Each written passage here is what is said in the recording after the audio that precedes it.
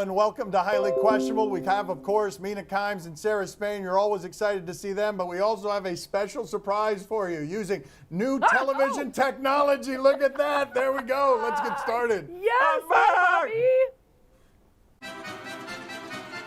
All right, Chuck and check right that the Sixers are soft. Okay, the Sixers lose last night at Milwaukee. They're terrible on the road, and they still lost by double digits, and that led to this. Shaq and Barkley are not kind at all to the Sixers. No, I picked the Sixers to get to the finals.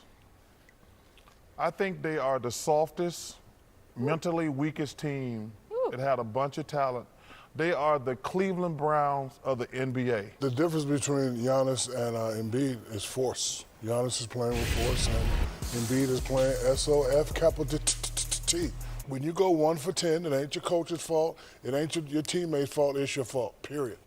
So Charles Barkley said, I picked them to go to the finals. The ego of that is such that I'm now going to insult them because of how bad they've made me look, because Indiana and Miami are better than they are. And I don't believe this team is mentally frail. I don't believe it's soft. I believe it can't shoot. I believe it doesn't have someone from outside that has 100 three-point shots when 47 guys in the league have that by themselves. They've got a spacing problem, and they look disjointed. And when you lose and when you miss jumpers, you can look soft. The Browns analogy feels apt, and not just because Dan is dressed like Bernie Kosar in formal wear today, but because they were the good-on-paper team that never gelled. And I'm not convinced the Sixers will ever gel. I mean, their best lineups do not have Simmons and Embiid together, as Dan pointed out. It's just not working. Now, people will counter that by saying, well, they were one basket away last year from making it to the conference finals, but they were also a better team last year, better at shooting, better net rating. Watching them right now is kind of painful. It's like being on a double date with a couple you know shouldn't be together, but they're staying together for the kids. And in this case, the kids are a bunch of guys online with Sam Hinkie did nothing wrong in their Twitter bios. It's Pablo. Yeah, Pablo. I don't know if you want to use the word soft or weak or disjointed or lacking chemistry or lacking effort at every turn, but whatever you want to use, this team is messed up. This team has one player who can't achieve the minuscule task of trying to shoot at least 1 3 per game. One player who you never know how much effort he's going to put forward despite being one of the most difficult mismatches when he is at full strength. Another guy who just joined the team and immediately was like, oh shoot, we need to have a team meeting. This place is whack. And then a coach who's trying to figure out how they could be 1-13 on the road against teams with a 500 or better record. Soft, sure. Whatever word you want to use for it, this is a team that, like Charles Barkley said, has talent and has hype and cannot execute. I really wanted to make a joke about soft and the Browns and Dan's jacket, but I can't figure out how to get all those things to perfectly. I think you just did it right there. Bang! Let's air it.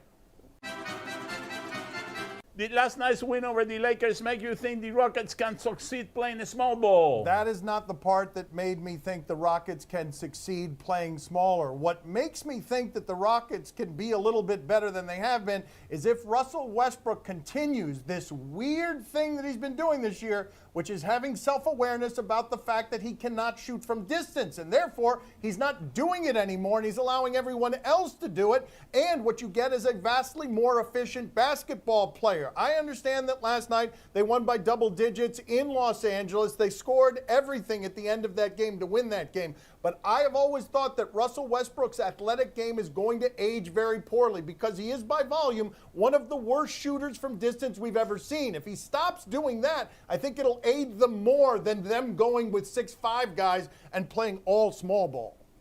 I love this idea for now. Look, if you're going to be the Rockets and realize that you can't compete with the Clippers and the Lakers and the rest of the best teams in the West playing traditional ball, then why not go all in on the conceit that you have, which is we don't need guys over 6'6". We're going to space them out one-on-one, tough to defend, good on defense team, and see if that wins. And for a while, I think it will. I think the problem is when you get to a 7-game postseason series, every once in a while, you're going to need to put a body on someone. There's always going to be a game or two in those series that come down to the the physical side of the game. And that's going to be real tough to do if you're giving away gimme baskets on the inside to the opposing team because their bigs are beating you. And if you lose any of your outside touch, this is a team that missed 37 threes in one game. In Game 7 against the Warriors in 2018, they were built to beat that Warriors team, and then the bottom fell out. So unless you got a bunch of trick plays that are getting you backdoor layups or pick and pops that are close to the basket, high efficiency shots to make up for those threes not being there, you're going to get killed on the other side, and you're not going to be able to make for it on your offensive side. So I like this lineup. I also like Russell Westbrook not taking threes, as Dan pointed out. And I like both of them because I think they're related. When Capella was traded, the conventional wisdom was, okay, PJ Tucker now is the center, except Russell Westbrook's kind of the center for this team. Like, if you look at his shot profile, if you look at his rebounding numbers, he's more of a 5 really than Tucker is, and he kind of has to be given his strengths and limitations. To me, the reason Morey and the Rockets went all in on the small ball lineup was to optimize it around Russell Westbrook. Now, will it work in the postseason? I'm not so sure for the reasons Sarah described. I think the Lakers, by the way, if they had slid Anthony Davis to the 5, probably would have had an easier time with them as well. But is it the best possible lineup for Russell Westbrook? Absolutely. One of the things that I do love about this evolution of basketball that has happened right before our eyes is that Anthony Davis, by all accounts, an extraterrestrial athletically, unlike anything you've ever seen. They got him in mismatches again and again last night, and they went 7 for 10 while going at him. And what you just saw yesterday at the trade deadline, 5 years ago, any of us would have taken 22-year-old Andre Drummond and said, let's build a team around that. And he's a dinosaur in 5 years that gets traded for bus fare to Cleveland. The game is changing a lot. These guys are at the forefront of changing it. And if it's going to change some more, this is how it would look. I'm lonely. Just in that little box. He's a little lonely right. because we're talking a lot. He's not getting his normal time. No. He wants more touches. No. This is a setup for him asking me for a hug or a high five, and I'm not falling for it. Coming up next on my son's TV show. You and I can go to brunch with our friends and be good people who don't bail on friends that we haven't seen in a while, instead of being Mina, who is a lunatic. Does Kyle Shanahan make a good case for believing in Jimmy G? Can you guys help me with something? I feel like all of this hyperventilation about Garoppolo escalated very quickly in about 7 Super Bowl minutes, where we're making him Trubisky when he was a really competent game manager all season. And I understand the criticism of him. You're paying a lot of money for a guy where all the ingredients have to be perfect around him for him to succeed. However, he was 7 minutes from succeeding, and all the ingredients weren't perfect. That offensive line allowed a ton of pressure. He was less good, like a lot of quarterbacks are less good, when there's a ton of pressure. And Kyle Shanahan is saying he's coming off an ACL. He will have more rhythm to improve. He will grow as a quarterback. Kyle Shanahan's a bit of a whisperer in this area. I trust him. If he thinks he's going to get improvement at the position from this guy and can build around him, I believe him because he already has. I'll do my best, Dan. So in that game, in the Super Bowl, Kyle Shanahan schemed up a 70% completion percentage for Jimmy Garoppolo based on next-gen stats. It's basically bumper bowling when you're a quarterback in his system. So people look at that and they say, yeah, Jimmy G was a good quarterback. But a great quarterback would have won the Super Bowl if they would have elevated that offense, and I agree with them. The problem is there's not a great quarterback out there for San Francisco, either in free agency or in the draft. They don't have a ton of picks. They can't really move around. They're pretty much stuck with Garoppolo, who is fine. He's competent, and that's why Kyle Shanahan is defending him, because he knows he doesn't have a better option.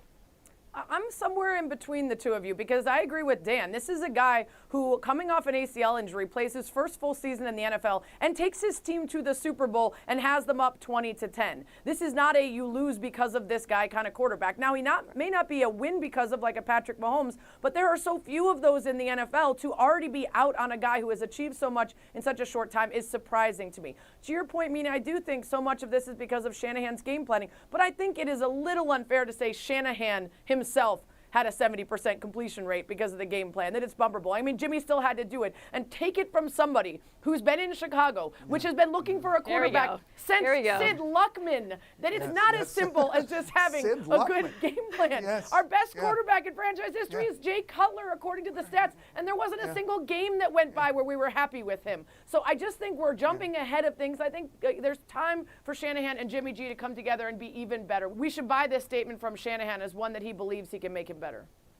I mean, at this point, Sarah, you would literally take anyone. at Yes, quarterback. almost close. anybody. Almost anybody, yeah. Poppy, who is Sid Luckman is an excellent reference, man. Sid Luckman. We thought we were waiting for a long time here for a quarterback since Marino. You went 30 years before that. Jimmy G wasn't that bad in the Super Bowl. You want to see a quarterback that was real No, bad? I don't. Look out, I Mina, don't. look out, I Mina. don't. That's right, that's right. There it is. There you have it. That There you didn't have happen to Jimmy G. 1 yard away. Just hand the ball off. That is a good call by Poppy. That's a bad throw. Mina, it's a bad throw. They shouldn't have even been throwing, frankly. Why didn't they run it? Why you didn't got to they run. run it? You got Such to a run good it. question. That's Such right. a good Why they didn't question. run it? Yeah, it was a surprise play. Yeah, they got surprised.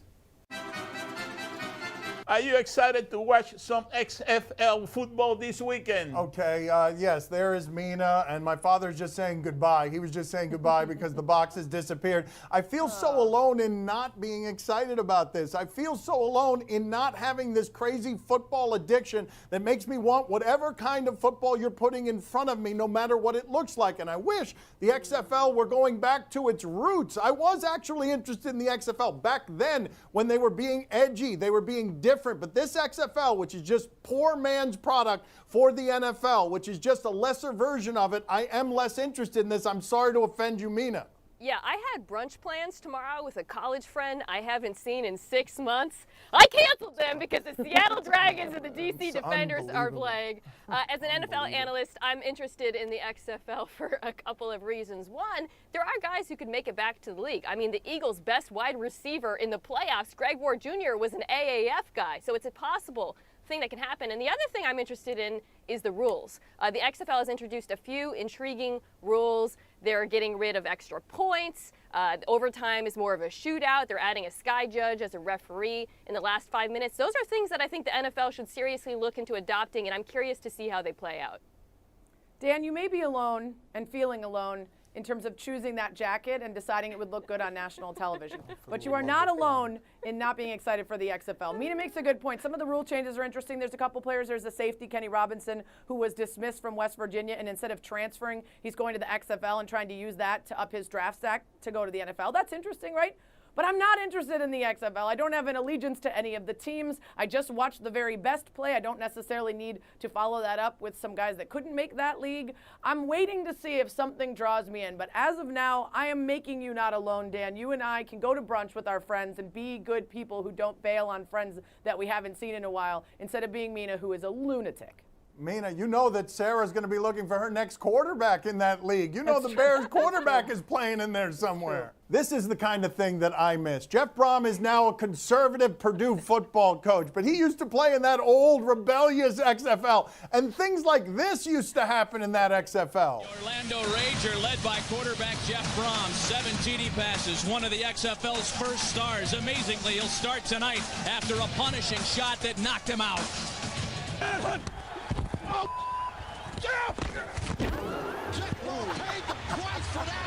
My first reaction was I was shocked, stunned, dazed, confused, was kind of in another state of mind.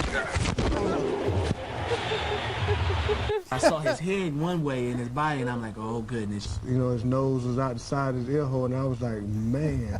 His helmet was halfway off his head, and he was just laying there. I don't know if he was breathing or not. The concerns for quarterback Jeff Brom. So then they had to take him to the hospital to get the x-rays, and once those came out okay, then I was able to come back to the field with a neck brace on. For a guy to take a hit like that and then come back on the oh my sideline God. and cheer his team on, like that really was touching. You know, I'm getting like goosebumps satire. now thinking about I know, it. it looks Jeff like an Brom, how SNL in the world are skit. you starting this game tonight after Listen to taking this. that hit just 6 days ago? The next game. Well, let me answer that question by asking you 2 questions. One, is this or is this not the XFL? Yes, it is. Yeah. 2, do I or do I not currently have a pulse? Yes, I do. Let's play football. Yes! That's all Mina wants. She doesn't want the personality. Just let's play football.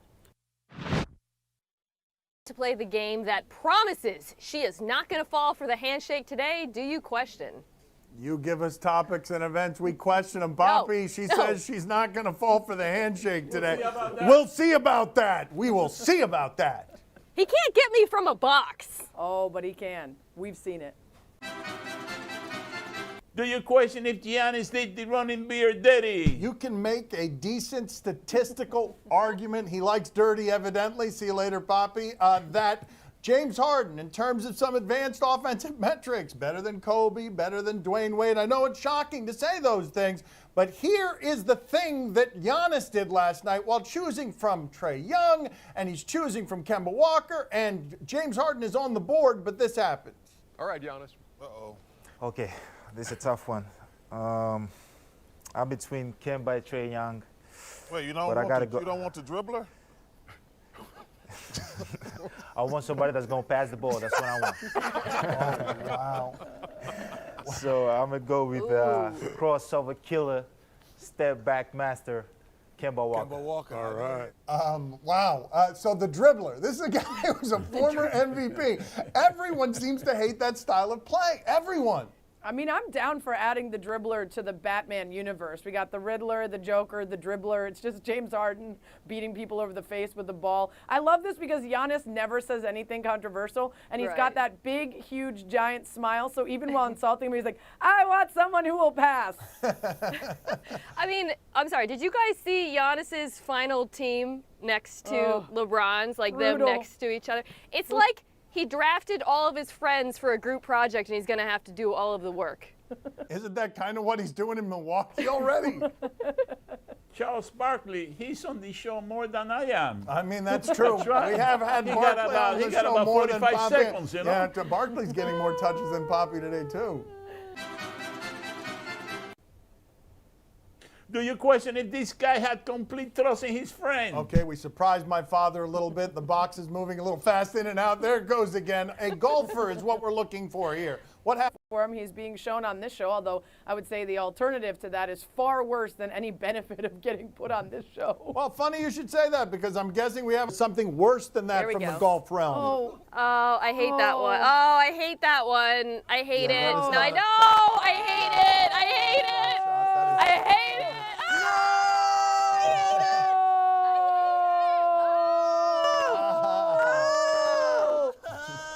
No!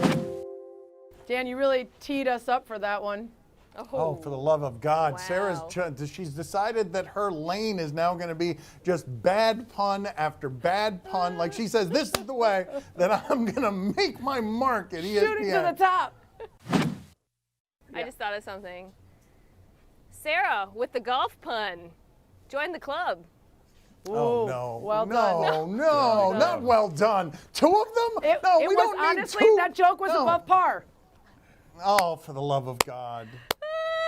Dan, we're really driving the show today. Yeah, Dan, Oh, a little come birdie on. told me that you are being for the love outdone. of God, enough. Time to play the game that wishes the old man was around for the whole game. See? Or no? See? I gave you Oh, no. Oh, wow. Oh, I there think my he is. father got that Whoa. wrong. Did he get it right? I don't know what happened there. You give us what's on television tonight. We'll tell you if we're intrigued. Sunday night on the Animal Planet, Coyote Peterson braved the wild. Okay, my father's interested. We've got skeptical looks all over here, but my father says under his breath, yes, wow, to Coyote Peterson. What is this? Anything involving the animals. I don't believe, though, however, that Coyote Peterson is his legal name. Look at Sarah. Sarah does not want this. No, you're not intrigued. Okay, budget Bear Grylls. We're going with Coyote Peterson Wow. as the name here. We can't even come up with something more clever than that. I love animals. What's the goal of this show here? He's going to grab and manhandle as many animals as possible. Let them be. Wow, very strong commentary. Mina, how about you? Are you intrigued? No, I agree with Sarah. The common denominator in all of those clips there seems to be that the animals all hate him, right? Yes, I know the feeling. Poppy, are you intrigued? See, I'm very intrigued. But listen, Coyote Peterson thinks that he's a tough guy because he fool around with the animal in the jungle, eh? Well, I gotta see him handling the fire ants, you know? Oh, my like one guy I know. You handle the fire ants. That's right. That's right. That's right. That's the way you show how tough you are. Do this, Coyote Peterson, because I don't believe you can put fire ants in your pants. That's all the time we have for today. Thank you for watching. Enjoy your weekend. Mina Kimes, you could get her podcast on football and ESPN Daily. The one with her dog is Mina Kimes' show with Lenny, and then Sarah Spain. That's what she said podcast. Have a good weekend. I'm out of here, losers. Oh, my father's gone. Wow. Look at that. Look at See ya. that. Television magic.